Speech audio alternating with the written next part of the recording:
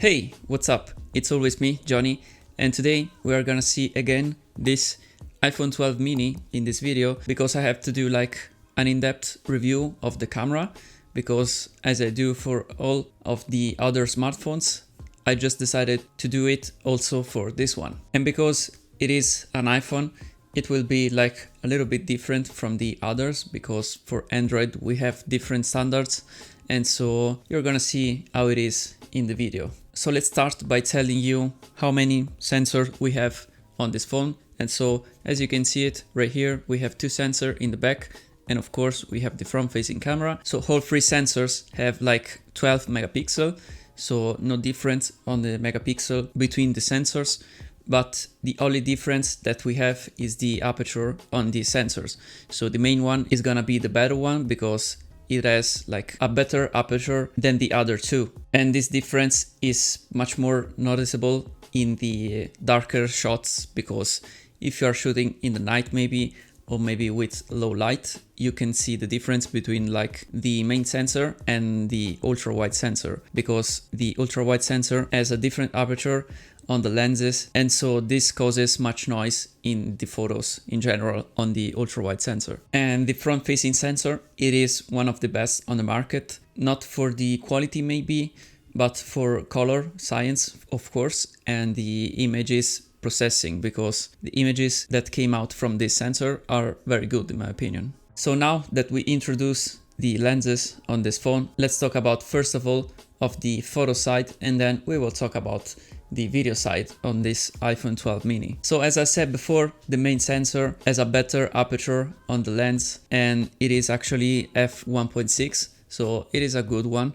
And the ultra wide sensor has an aperture of 2.4. That's great, but you can see the difference as I said before. The colors on the lenses are very good, and I think they are very pleasant to the eyes. This is, I think, one of the best color science that you can find on the smartphones right now. Also here on this iPhone, you don't have like over sharpened photos like in the most of small sensors, so in the most of smartphone sensor. And this is a very good thing, but on these sensors, you don't have to try to like digital zoom any photos because it will be kind of bad because they don't have like over sharpening, and also we are still talking about of this 12 megapixel sensor, so it is not giant and it doesn't have like too many megapixels, so don't zoom too much on your photos. So all photos that I've taken in these days that I had this iPhone 12 mini are taken in auto mode, so they are pretty much point and shoot. So I just took the phone out of my pockets and just shoot some photos. As you can see, we have HDR on because I didn't turn off at all in any of these photos that you will probably see on this video. And this for me, it is a negative point for this iPhone, because if you don't turn off the HDR, the automatic HDR, the photos, the look on the photos will be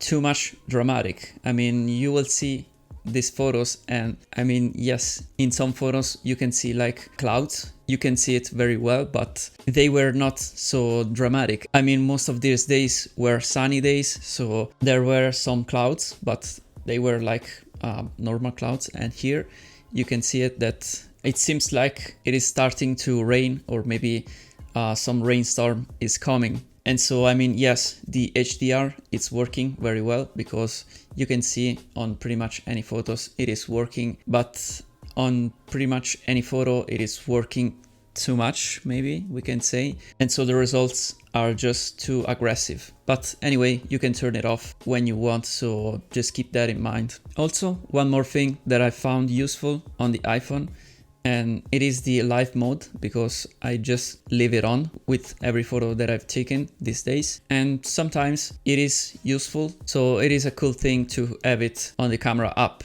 Also, another negative point for the camera app on this iPhone 12 mini, it is the fact that you don't have here the Pro mode. I mean, you have pretty much any other mode like panorama, like portrait mode, like slow motion for video, but you don't have Pro mode because probably the focus of this phone, it is not doing like Pro photo, because they have the Pro and the Pro Max for this. I know that, but I think if they could leave it on this one too, it could be like interesting. And so this is another note to keep in mind if you are planning to buy this phone for taking photos or maybe professional photos, I don't know. Then we can talk about the video side.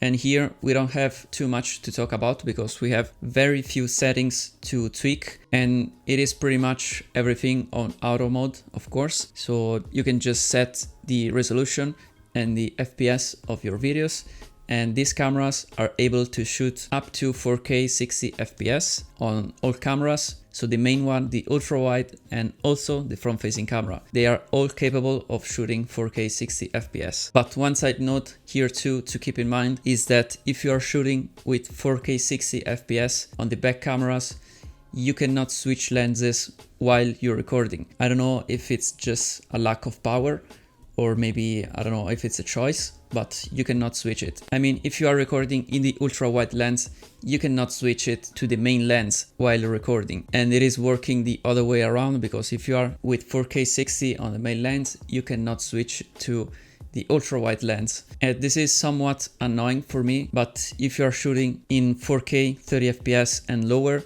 you can do pretty much anything. Here for colors, white balance, and all this stuff, they are pretty much the same as the photo side. I mean, we have the same lenses, and so it is not changing too much. There is not too much to talk about, but the only thing that I can tell you is that here we have like a little note on the white balance, because the white balance, it is a little bit too warm, and so it is a little bit toward the warm side.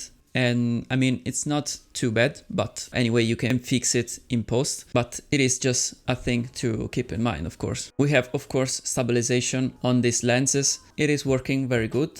I mean, when you're shooting in 4K 60 FPS, I think it doesn't seem like there is any stabilization on the phone, but when you're watching the video in playback, there is some stabilization. I don't know if it's something that I've just noticed, but or it's just me, or maybe it is like this. But anyway, it is working pretty good. So this is the important thing. In conclusion, we can say that for a phone of this size, I mean, look at that, it's very, very small. Price aside, we can say we have like a great camera overall, in my opinion. And if you are doing like occasional photos, or maybe also you are doing some vlogs, and you're doing stuff to upload on social in general, I think this one is doing a great job. As I said, I repeat that the color here are very good, the color science on these cameras.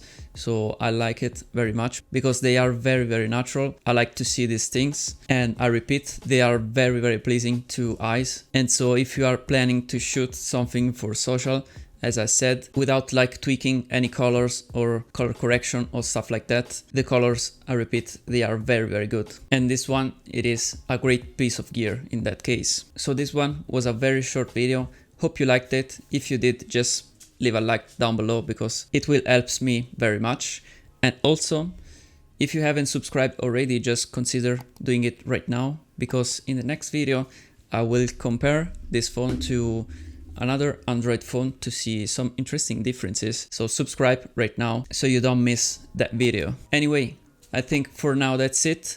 So if I miss anything, if you want to know anything about this iPhone 12 mini, just comment down below in the comment section and I will answer to your questions. That being said, I think I will see you in my next video. Bye for now.